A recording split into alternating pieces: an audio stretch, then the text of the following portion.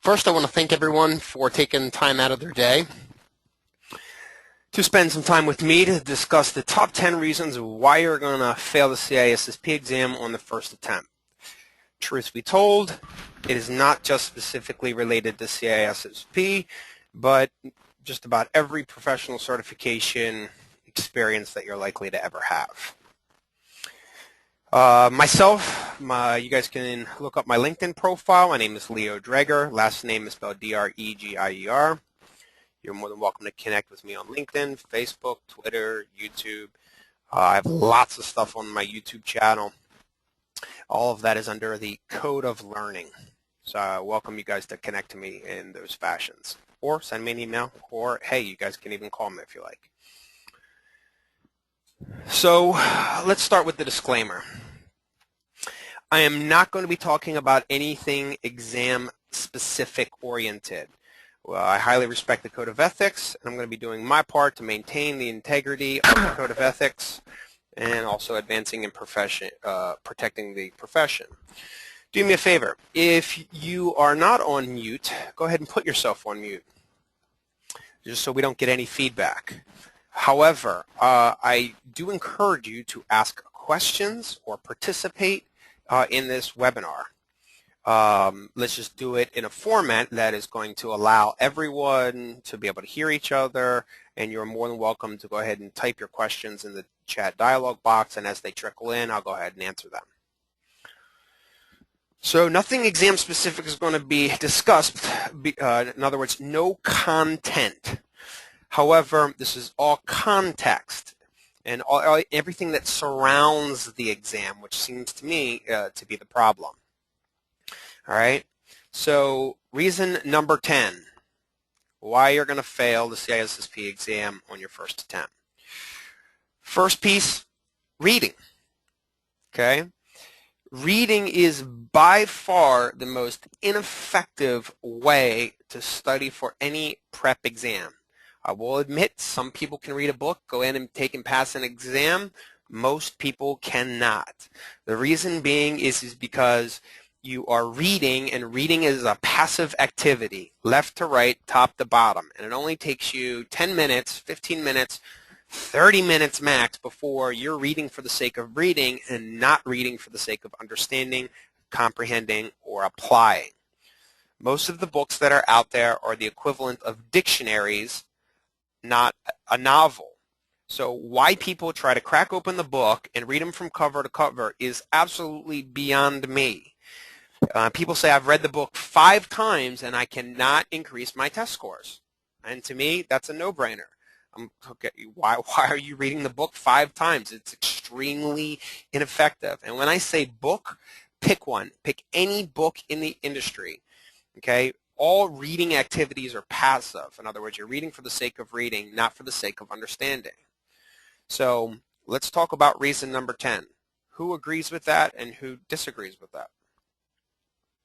You can either type your agree in the chat dialog box, or you can turn your mic on and say, yes, I agree, or no, I don't agree.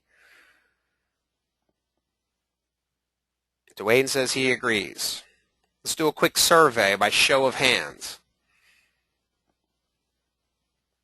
Can you guys check your hand dialog box under the attendees section? I got 3. Keep your hand raised so I can count them. 3, 4, 5. Here they go.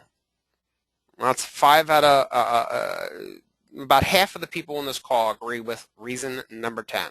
All right, you guys can put your hands down. Right. There's a necessary. Peter brings up a good point. Reading is a necessary evil, but if you base your whole strategy on it, that's where it's going to break down, because you can only read for so long. And I'll raise Peter one a little bit. My website is called the Code of Learning, which is based off of the Cone of Learning. All right, and let's cover this really, really quickly. This was a study by Edgar Dale in 1969, who basically found out that you're only going to remember 10% of what you read after 2 weeks. You're only going to remember or be able to regurgitate 20% of what you hear, or 30% of what you see, or if you start combining those, you can get up to 50%. Nonetheless, all of that is considered a passive activity. In other words, your brain is not operating in the capacity it needs to. So when you go into any exam and now you have to have your brain operate at a different capacity, you've not prepared your brain to think like that. Okay? It's only when you get into 70% of what you say and 90% of what the student does, where you get into that optimal learning, and then you can actually go into the exam and actually apply. So some of the things in my top 10 are specifically derived as a result of the cone of learning. This is something I've been studying for years and years and years. I like it so much that I made a website out of it, or the code of learning anyway. And when I see students in class and instructors open a slide deck of 2,000 slides, how long is it going to take? Quick survey here. In the chat dialog box, how many slides do you think you can take before you feel like the slides become white noise? 10, 50, 100, 1,000? David says 10. David, good to see you, buddy. 15, 30. All right, so all of these are less than 50. So the traditional CISSP class, I would say 99% of the CISSP classes that are out there all have slide decks of over 1,000. However, what you're telling me is that you stop paying attention after about 10 to 30. Okay, so why would we use slides to learn this stuff? Yeah, I always say in class, I've taught CISSP over 200 times, and I always say in class, if this was an exam about how to ride a bike, how would you prepare for that exam? Wouldn't you actually ride the bike? Think about your driver's test when you first got your driver's license. Did you learn how to drive a car by reading a book? If you read a book on how to drive a car and then all of a sudden got behind the wheel, how different would that feel? The same exact equivalent happens in any certification exams, particularly CISSP. So you should practice preparing for the CISSP exam by actually doing test questions and thinking like a CISSP thinks. Okay? So the countermeasure here is don't read just for reading's sake. Read to understand. Okay?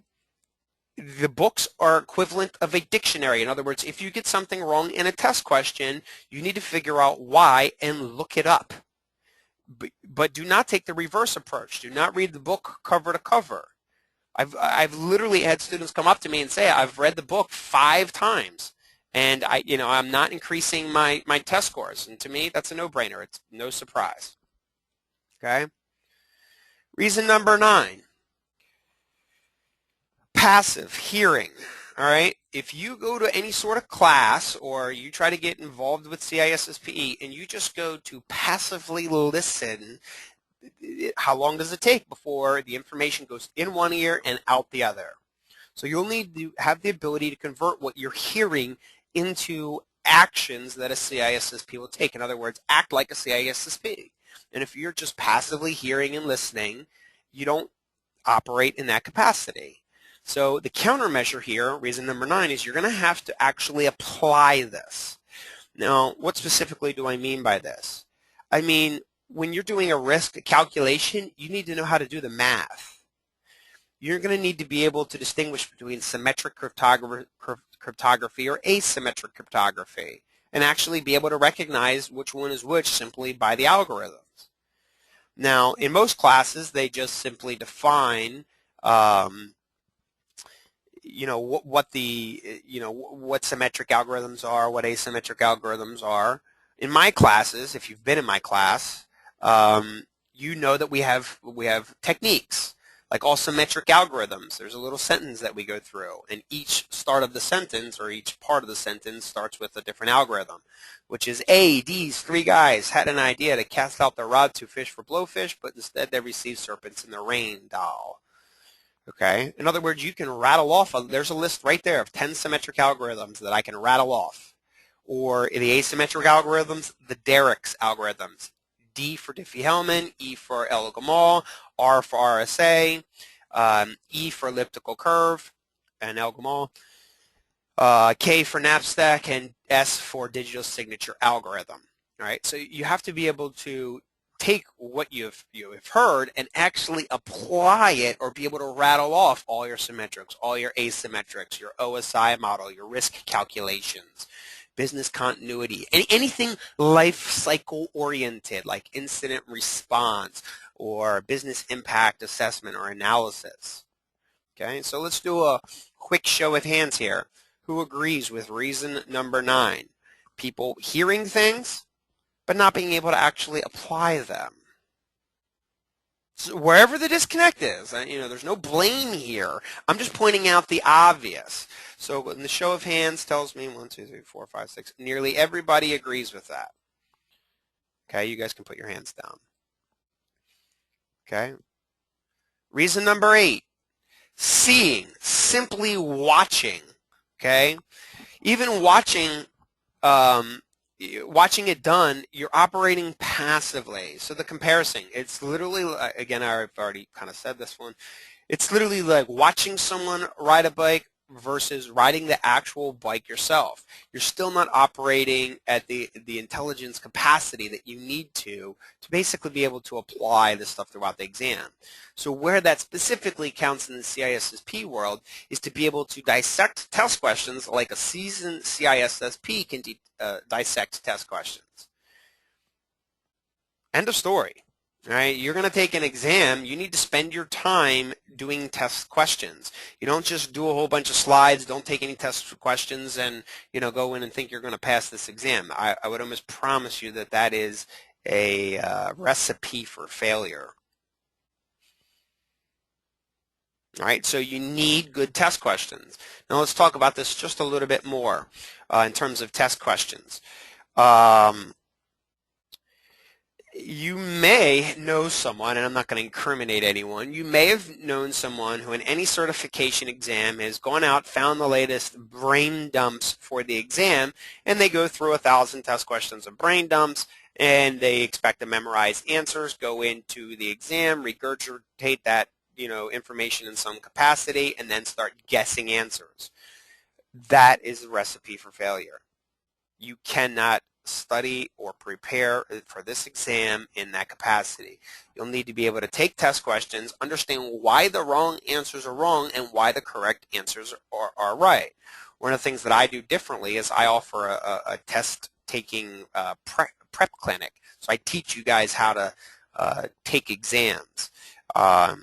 So real quick, a little survey here. For those of you that have been in my class, a quick show of hands here. How many of you have taken my exam prep clinic? A few of you have at some point. I call this the CISSP oath. No, only one? Only one. All right. Well, just so you guys know, Dave, I can't remember when you were in my class. I know it was a couple years ago. I think I would have had that back then, but if not, since you're already my previous student, you're more than welcome to have that. What I will do is I'll probably end up doing another webinar here shortly where I'll actually go over the secret CISSP oath, as I call it anyway.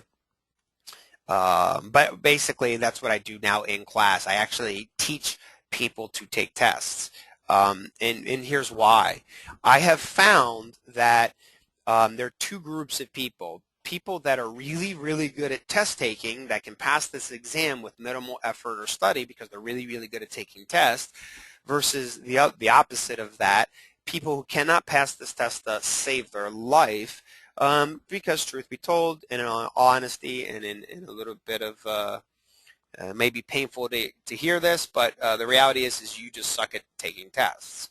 So there's a difference. You have someone who can go into this exam, pass it in under 3 hours, versus the other extreme, which is fail it and take the full 6 hours. Okay? Big difference. Why can some people pass in 3 and other people cannot pass if you give them the full 6? The difference is good test-taking skills.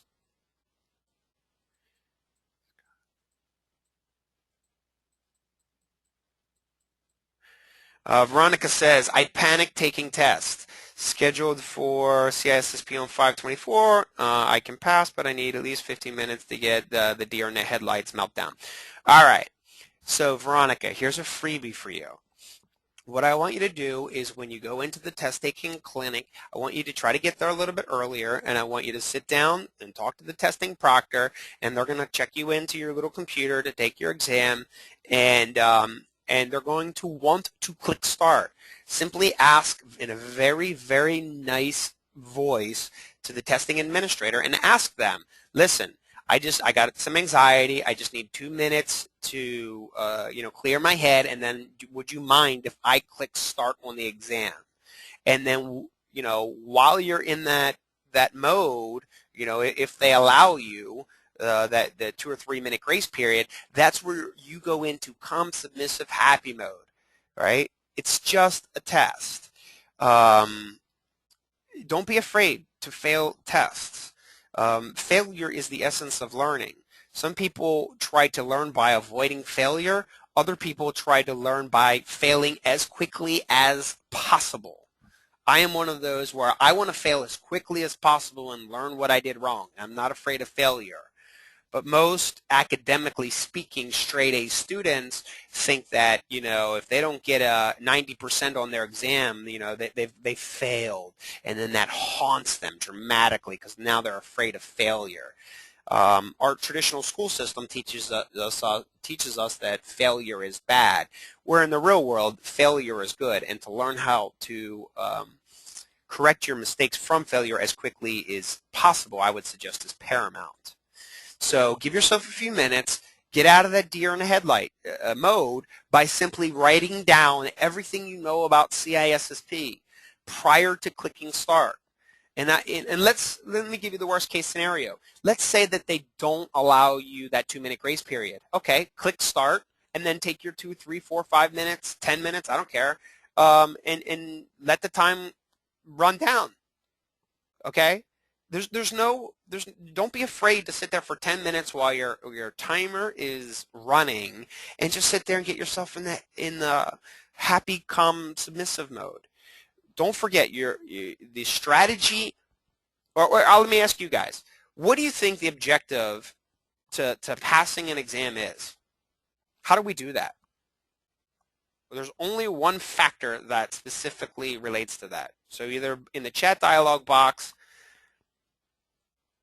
or turn on your mic. What's the secret? How do you pass any exam? I'm looking for a very, very basic answer here.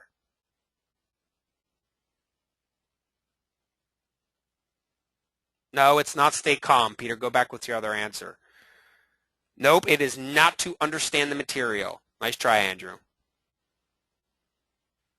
Then, come on, folks. I want you to think. Nope, it is not to recall the information. The number one factor in passing any exam, I don't care if it's an algebra exam. Nope, it's not to be confident. Confident is relative. Some people are confident in pass, some people aren't confident in pass. It makes no difference if you're confident or not. Come on, folks, one of you got to get this. Dwayne's real close. Yeah, Michael's got it. Find the correct answer, folks. Everything else that you guys put in the chat dialog box doesn't matter. You need to find the correct answer. If you collect enough correct answers, you're over the pass mark, if you will. All right, so either you know what you can find or know or understand the correct answers, or here's a better approach, look for the wrong answers. Okay, I'm going to show you guys a trick here. All right, and to do this, I have to fight my desktop here for a second. All right, let's go back. I want to do some math here for you guys, and this is something I do in the test-taking clinics here. So hang on 1 second. We're going to ad-lib this a little bit, but it'll be good. I want to illustrate a point. I'm just going to open up MS Paint here. And I want to illustrate a point. Okay, so we'll just turn on the pencil. And I'll zoom in a little bit. All right, so how many questions are there in this exam? It's 250. Okay, that means in each question you have 4 possible answers. That equals a total decision. How many decisions do you possibly have to I am going to turn test taking upside down literally right now for you guys, so pay very, very close attention.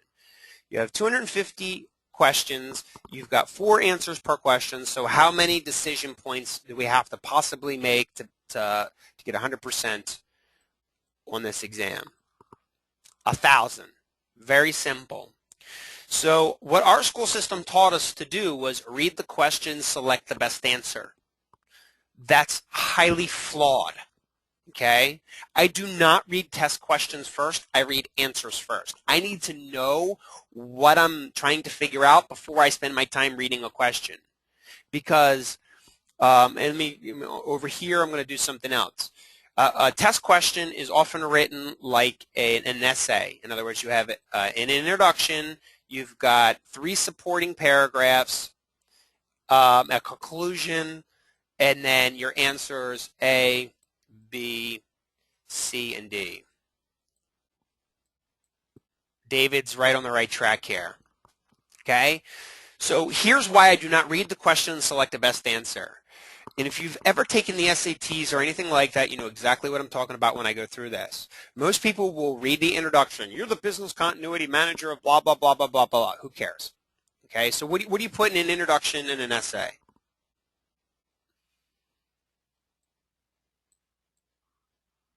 A bunch of crap. All right, and this is a bunch of stuff that probably does not matter in the exam whatsoever. That's where we put all the fluff, or what I call crap. Then you have 3 supporting paragraphs and a conclusion. What do you put in a conclusion? A summary of bullets 1, 2, and 3. So most people go through this whole process, waste all of their time reading this, then get to their answers down here and then think to themselves, well, I don't remember that. And then they have to go back to the question.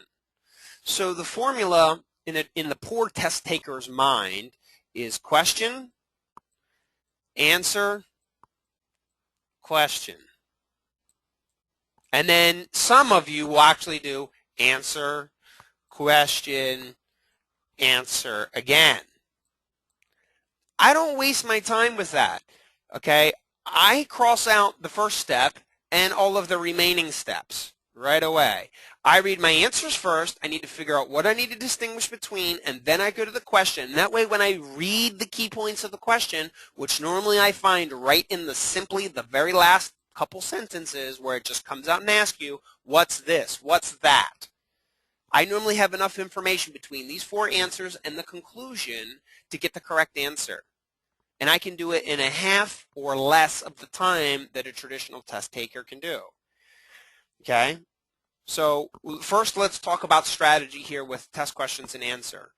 Raise your hand by show of hands if you agree that there's some sort of common sense with what I'm suggesting here. Anybody ever go through that? Anybody ever read a test question and then get to your answers and go, I don't remember that?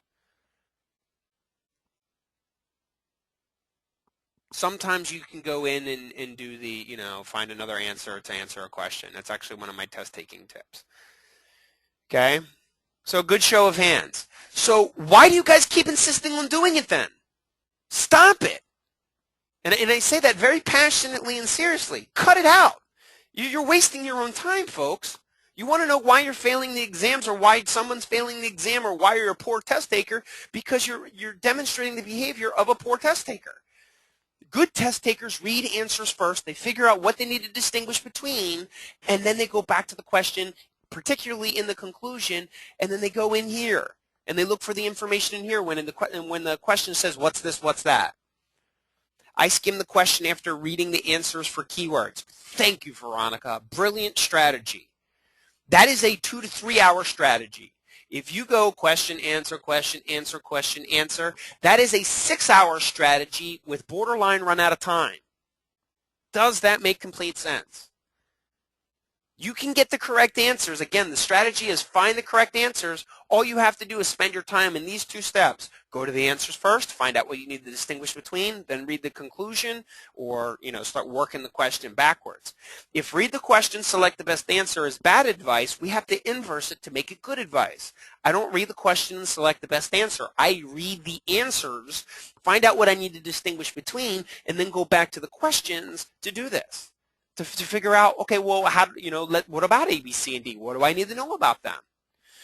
Now, here's where the criticality in the math come into this. You now have 1,000 decision-making points, okay? And let's agree that if you wanted 100%, there is 100%. You can get 100% on this exam if you were to find all of the correct answers in A, B, C, and D. Okay, so there's effectively 100% of your points still on the board, and you just need to go through 1,000 decision-making points. Now watch this, folks. This is where I'm going to have a holy moly moment. What I'm going to ask you to do is do not look for the correct answers. Remember, read the question, select the best answer.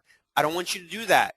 I want you to look for wrong answers. And then what happens is you're going to eliminate 2. So same thing here, okay?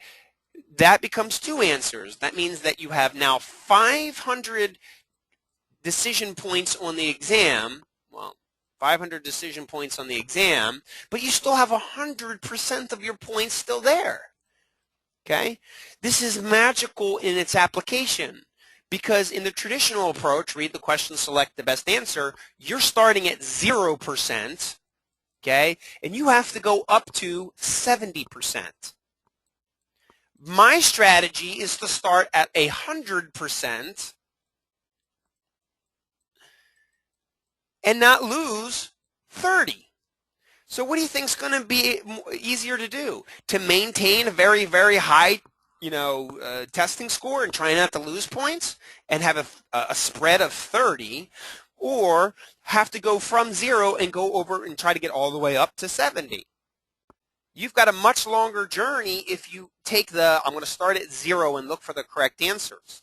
I don't look for correct answers. I find wrong answers and eliminate them. And for simplicity, let's just say that A and B are wrong. Statistically, what have I done here? Who can identify this?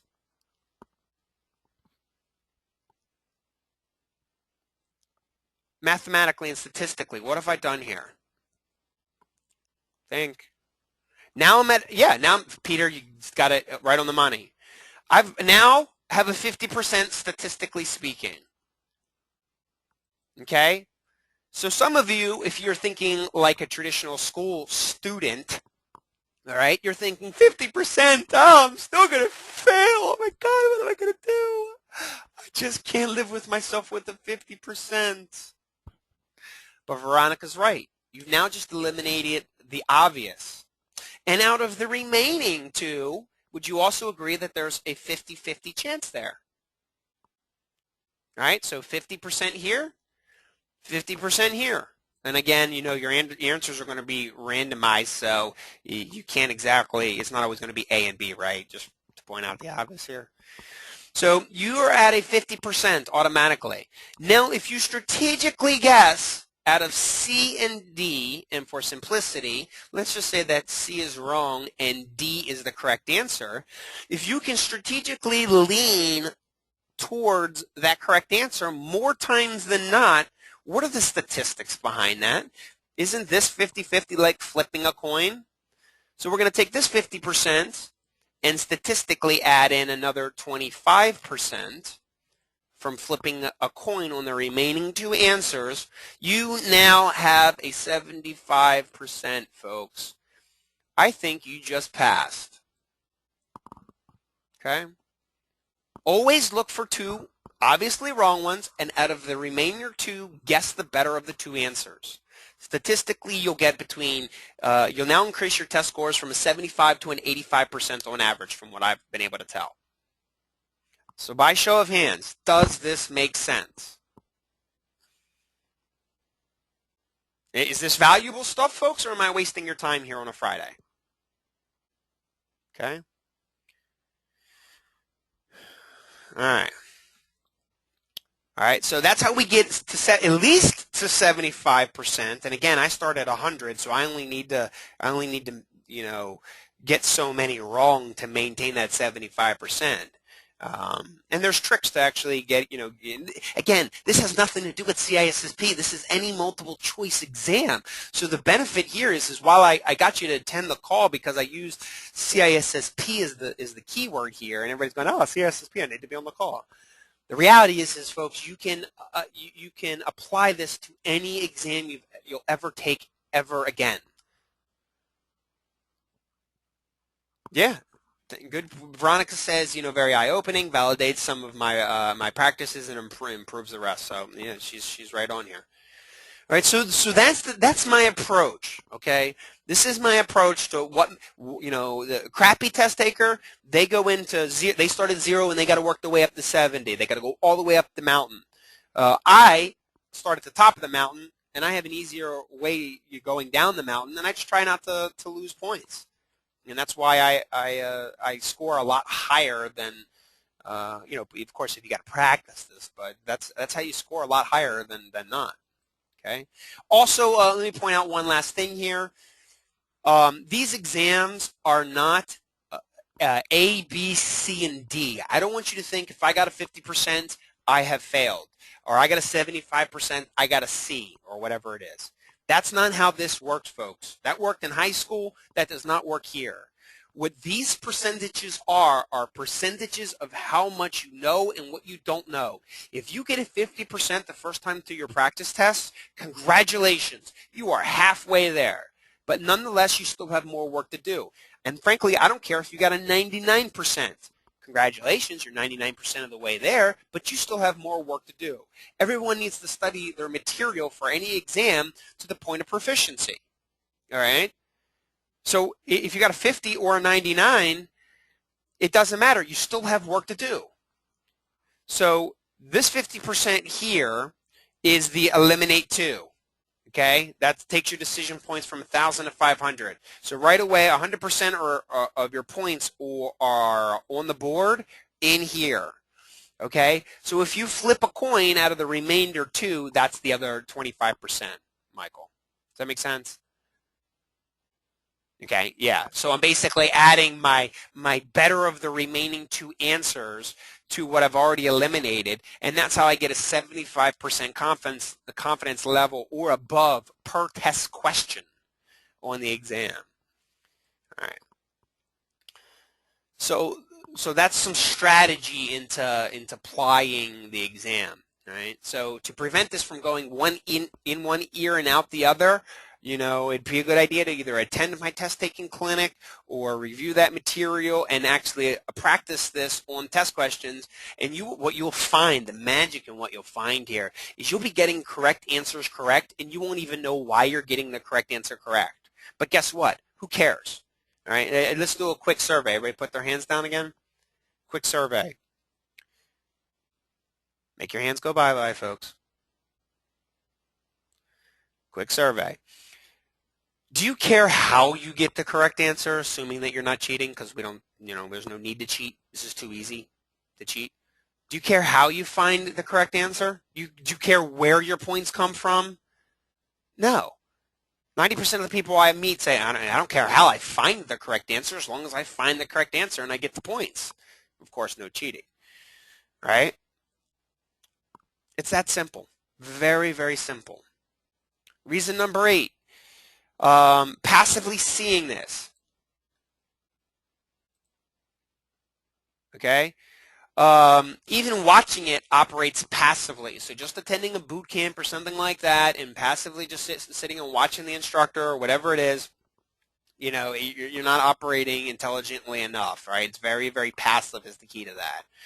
Number 7, not talking about the stuff enough. I teach these classes all the time, and a good 80% of the students want to just sit there, be quiet, play on Facebook, check their email, do work. They got something else more important to do other than listen to one of the most seasoned instructors talk about how to actually pass this exam. You need to get it out of your head, which means you need to talk about it, okay? Let me give you a good example here, okay? If you've ever studied another language, Spanish, German, Greek, Russian, I don't care what it is, all right? It's one thing to think in another language. It's another thing to actually speak and apply that other language. Has anybody ever tried to learn another language, or anybody speak multiple languages? Do you agree? Okay, I got a couple yeses there. All right. So actually apply this stuff. Participate in study groups. Work with other CISSPs. Engulf yourself with the different types of work that a CISSP does. Go sit with the CISSP and say, well, when was the last time you've done, a risk calculation, or how do you apply quantitative or qualitative, or, would you mind if I participate in a business impact assessment or business continuity plan or a COOP or whatever it is? Go participate, hang out. You'll find that you will, and that gives you the opportunity to, one, ask questions, and two, ride the bike, if you will. Okay. Reason number 6, not understanding the CBK. There are thousands of topics that you need to apply. If you don't understand which one of the answers are in play, then you don't completely understand the CBK. So the countermeasure, actually understand this. This is where most people start to get intimidated, because there's thousands and thousands of topics in the common body of knowledge, and you get to your exam and you don't know how to apply them. So, like, for example, what's the difference between a policy, a standard, a procedure, a guideline, a baseline?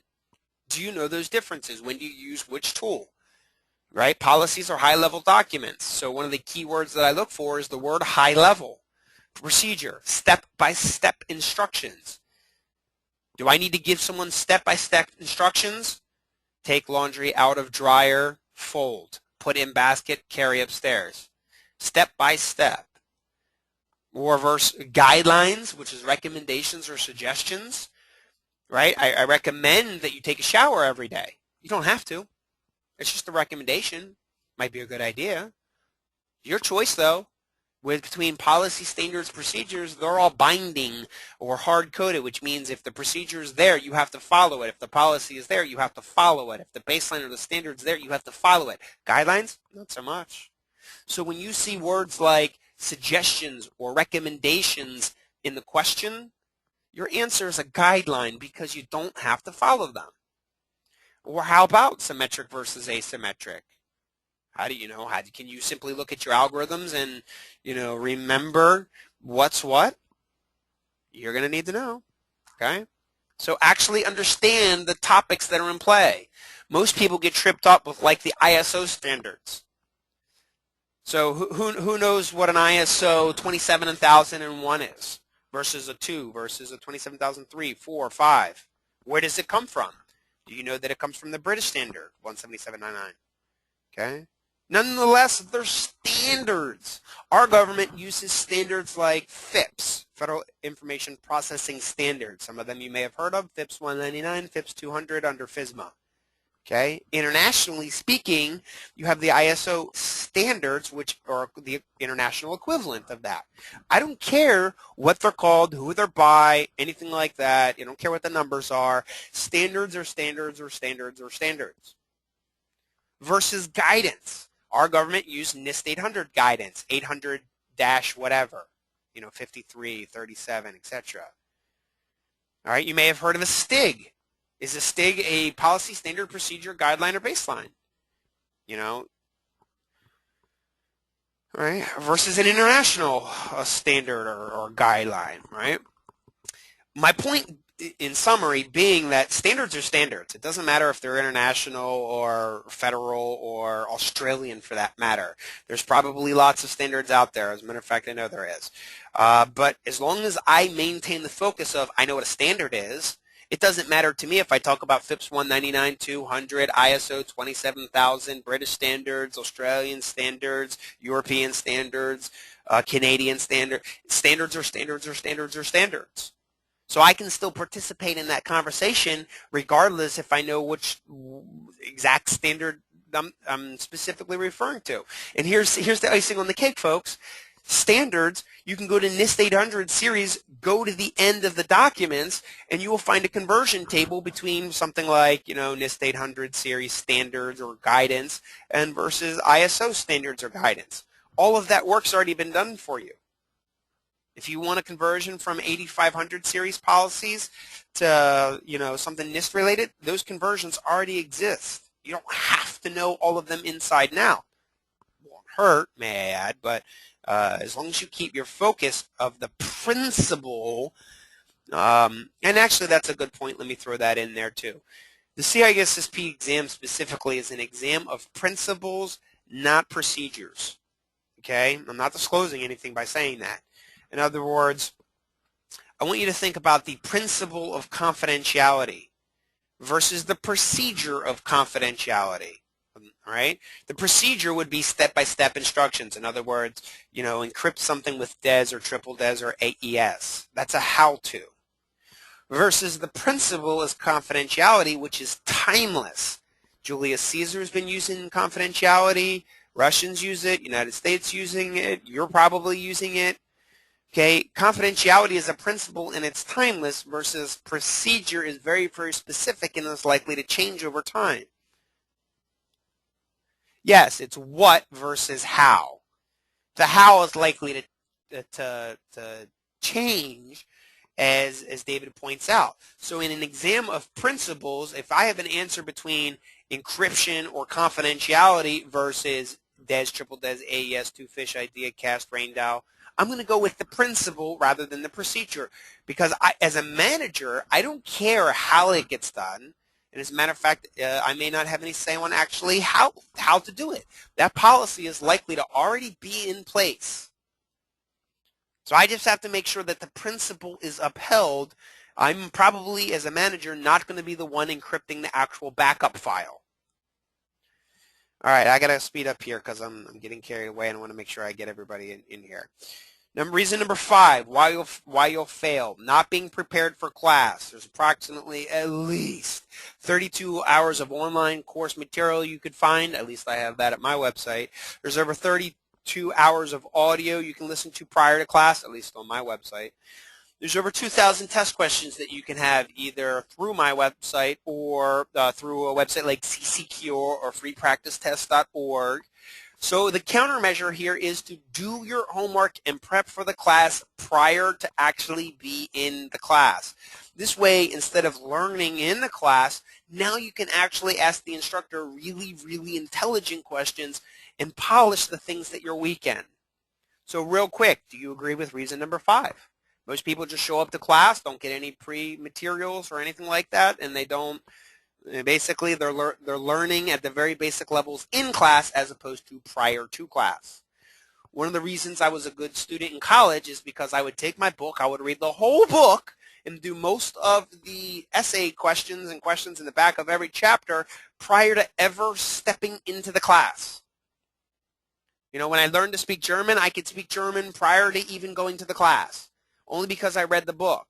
I'm one of those guys, I read the book on calculus and trig and differential equations prior to even going to class.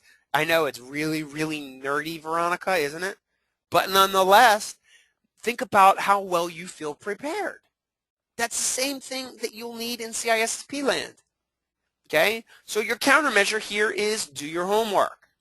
Okay? Don't think you can go to your class and then all of a sudden do your homework after class because you miss out on the key opportunity to participate in the class. Oh, you're one of them, right? Summa cum laude. There we go. So why you'll fail? Using slides. All right, reason number 4, using slides. Slides are not the greatest learning material or teaching tools. Please see the previous reason on how long does it take you guys to experience white noise. All right? Especially when it goes from topic to topic and topic to topic to topic.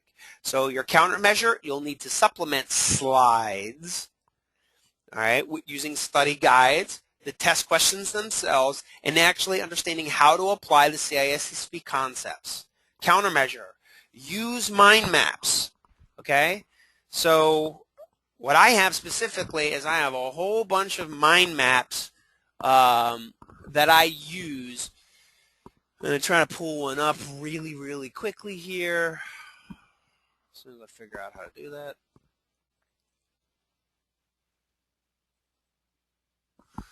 All right. So let's go over here to CISSP land, classes, ISC2, CISSP, class files, or actually I have those in pre-class files, mind maps. All right, I use mind mapping software myself, and I've got all the CISSP materials in a mind map format. In very, very easy to readable PDF mind map. So if you want something like security architecture or law, I can map out all of the topics of that section very, very easily. You know, I can summarize the whole subject of law into one effective mind map. That's one page. So I can do it in one page. You guys should be able to do it in one page too. Either create your own mind maps or contact me for mine. It's that simple. That's a much better approach because you can condense the information and visually memorize or understand it. Okay? A couple more here, and then I got to get you guys out of here. Reason number 3, why you'll fail. Students are always looking for the easy way out. All right? They're looking for cliff notes, brain dumps. They come up to me all the time and say, I want some free stuff, because they're actually looking for the fast track, substitute, easy way out.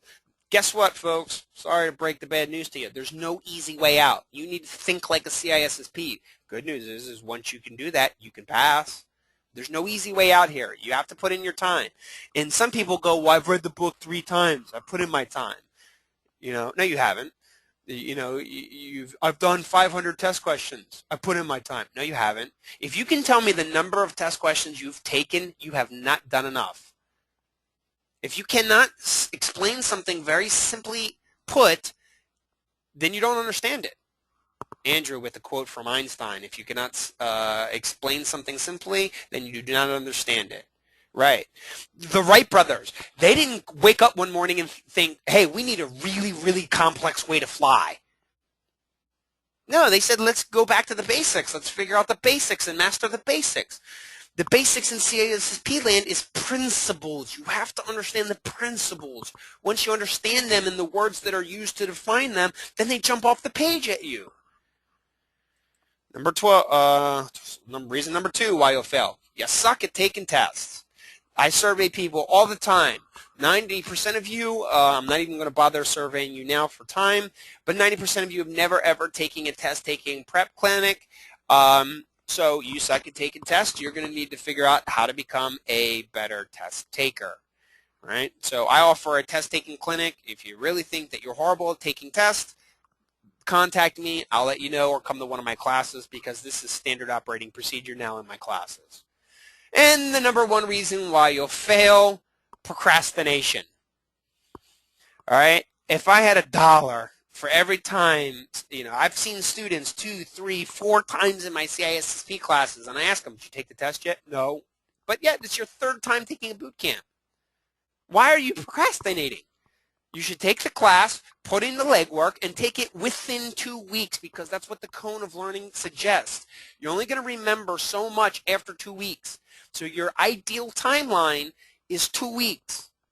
If you've waited beyond that 2 weeks, you need to get everything done within 2 weeks. If you wait beyond that, you lose. Now you're starting to deteriorate or erode. Hassan says, hands down, the number 1 reason. Actually, I kind of guessed at that one. I made up all top 10 here. These are just the first top 10 that came to my mind. But I would definitely say this is probably, you know, right there. All right, so look, folks, in all honesty and with love, cut it out. Do what you need to do, and do it. Stop talking about it. Just do it. You spend more time preparing to be a CISSP than you would actually being a CISSP. Just do it. I don't care. Fail it. Fail it and be done with it. Get over the failure. You know, my dad said to me some really, really good advice when I went to college. He said, son, don't worry about failing your college classes. They're always easier the second time around. Okay? I'm telling you guys the same thing. Look, you get through this one time, The second time's always easier. So just, you know what, if you're afraid of failing, just get it over with. Just fail for the sake of failing. Get it over with, and then we can get back to work. And I made up a few more here, so humor me. Reason 0, not asking for help. Yes, they do charge you guys for a second try, of course, right? Not asking for help when you actually need it. I threw that in. This is part procrastination. I have said in almost all of my CISSP classes, here's my emails and phone numbers, and still tons of people show up to these webinars, and they think they're getting something for free or something like that, and it's all you had to do, folks, was ask for help. If you do not ask for help, I cannot give you help. You have to figure out, do you want help or do you not want help? Okay, other reasons. Do not study prior to coming to class. They spend time answering emails, chatting on their phone, spend time outside of class, talking on their cell phone, attending conference calls, trying to do 2 things at once, doing remote administration or job-related tasks. They underestimate the difficulty of the exam, or they're studying while watching other activities. I mean, if I had $1 for every time I saw somebody on Facebook in a CISSP class, I mean, I'd probably be at least $2 richer here. All right, cut it out, focus on what you need to be focusing on, and get to work, okay? So what I've recently come up with here is something called the insurance program. It's basically the cost of your retake. If you go and take a boot camp, that's going to be a couple $1,000s. Hopefully, most of you have already done that. So it's a couple $1,000s. Then you go take your exam, $500. If you fail it, you're automatically on the hook for the retake for $500. So you have a choice here to work proactively or reactively. Proactively, I'm coming up with something called the insurance program. If you work with me directly, specifically, you and I together, we can spend as much time as you want. You can have access to all of my resources. You get to talk to me on the phone, and I personally coach you through passing whatever exam you want. I do not provide answers. I do not cheat. I do not violate code of ethics, and here's the best part of that. I don't need to. I've done this so many times. So basically, instead of spending your money on your retakes for the exam, spend it with me ahead of time, and if you fail, I'll pay for your exam.